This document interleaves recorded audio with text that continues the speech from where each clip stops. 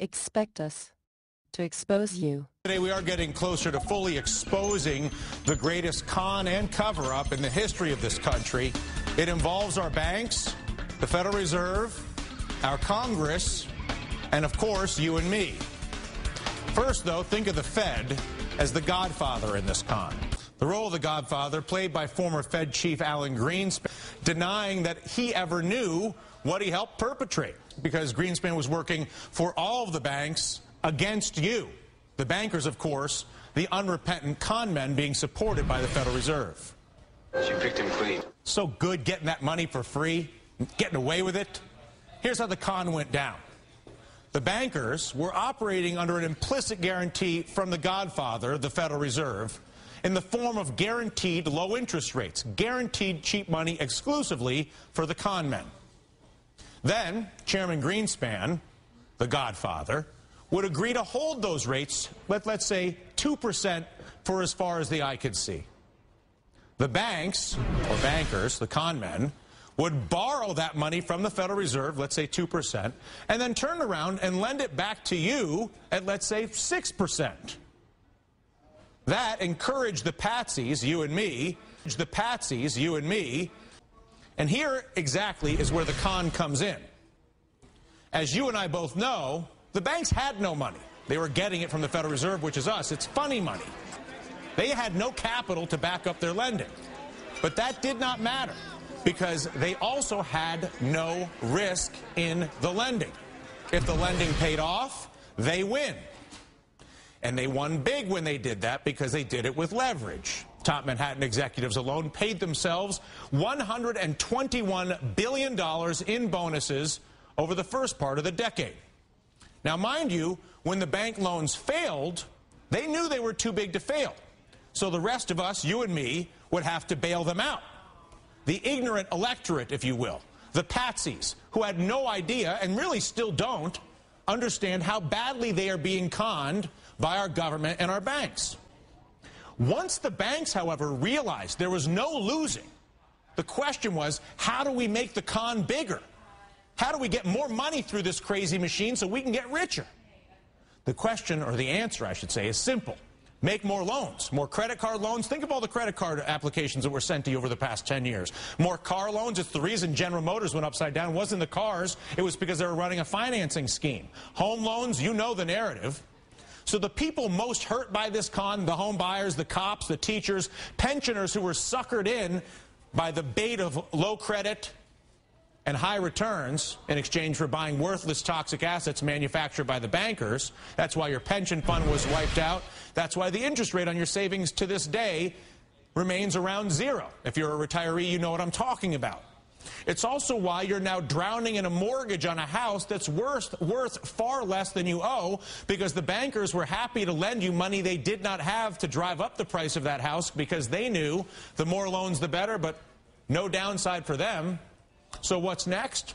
Higher taxes for us, higher interest rates for us, to pay for the bailouts, while our government that was theoretically elected by us refuses to recover the stolen money by the con men or fix the system that allows them to continue to perpetrate the con against you and me. The current financial reform legislation proposed by our government would give the godfather, the Federal Reserve in this case, even more power to regulate the game.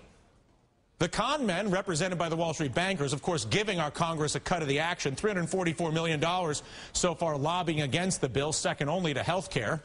And we saw how well it worked out for special interest on health care. Home run. They got a guaranteed customer base with no reform. I'm sure the bankers will do pretty well as well. All this, of course, while assuring our lawmakers, many of whom do not even understand how the con works in the first place, that the financial crisis has been fixed, of course, with an infinite supply of your money. After all, just check out stocks over the past year. We are back over 10,000 on the Dow, thanks to that blank check from the Federal Reserve. So now, as we finally head towards Congress debating financial reform in our country, the question must be asked, does it make sense for our government to give more power to a Federal Reserve and banker con men who unrepentantly caused this crisis and make money at your expense on the pension side and on the credit side? That's the current plan. Give them more power. Anonymous News. As the world turns, what's new has our full attention. Courage is contagious. Join us to post what mainstream media will not. The truth. If you don't want this read to you, click links below. Thanks. Bankers jumping ship as corrupt banking at the highest levels exposed. 19th February, 2012. I am going to go over this piece that will leave one with a greater understanding of why so many CEOs of banks or financial institutions are resigning by the droves. This is but one story of who knows how many that are or have gone on out there either in the past or currently. Most importantly, we have to ask, where is all the money going? This will not be a short piece, but I assure you I will make it fun and very easy to understand. It is a true labyrinth in the creation of monetary instruments and shenanigans that the elite go through to make it and use it. While you may not think this is important or that you can do anything about it, understand that just us understanding what they are doing exposes the corruption, and that alone will cause the end game. So without further ado, I will start. I would like you all to watch this 11-minute video in description below. It is a man in Parliament in London bringing the scheme to the attention of the Chamber and asking for a delegation to be set up to look into it.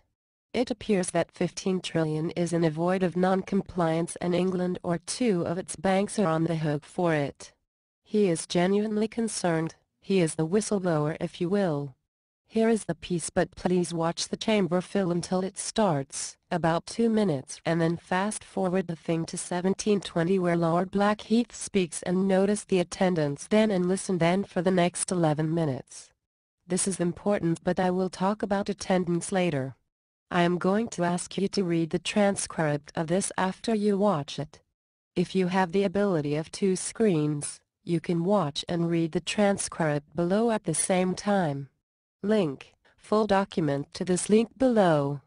I would like you to take the time to read the transcript now of that same speech verbatim.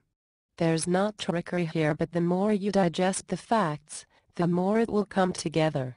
When you are done reading this, I will then go over it with my edits or notes and it will all come home. Blackheath has laid out a full report on his investigations and is asking Parliament to step in and set up a committee to look into this. Hardly anyone from Parliament stayed to listen to him. Wonder why? Riady says he was scammed and did not take 500 million for his 15 trillion in Treasury notes. Who would? The Federal Reserve has 15 trillion to loan on books from the Riady transfer, so it is a loan to Barclays Bank of London and the Royal Bank of Scotland of London. Blackheath does some unearthing and produces original copies of documents supporting his claims of this money transfer. Money could not have been transferred to IMF if guidelines were followed, and Treasury is not aware of this kind of transfer, yet receipts for this transfer are real. No one seems to know where the money is, but it is on the books and potentially undermining London's banking system and being used as leverage for a payout. To who is the question? The Federal Reserve. Some things to ponder. Just last week a CEO of Royal Bank of Scotland resigns. The IMF director was replaced by Christine Lagarde not long ago. Iran just stopped sales of oil to the UK. It is suggested that the UK and the Federal Reserve have a relationship deeper than a mother and a daughter. Put this together with the fact that this is just one of how many of these that have or are going on, and you might now know why so many bankers are resigning. Fraud is being exposed and arrests are happening all over the globe as we speak. Most importantly, if Riady was frauded and wanted to turn in his 15 trillion for cash out immediately, who would be bankrupt overnight? Who would own the United States? I hope this helps you understand some of what Sixth Floor has been doing for a while now and is still doing. It is a major house cleaning going on and had to be done before our RV. Otherwise the bad guys would have the ability to further their agenda with the RV windfall. Ain't gonna happen. You have yet to hear the names of the United States folks that are going down, and soon you will be surprised. Please help share this article with others. See links to this below. Thanks. The heroic fight with us. The honest support us. The corrupt fear us. For we are anonymous. We are legion. We do not forget. We do not forgive. Expect us.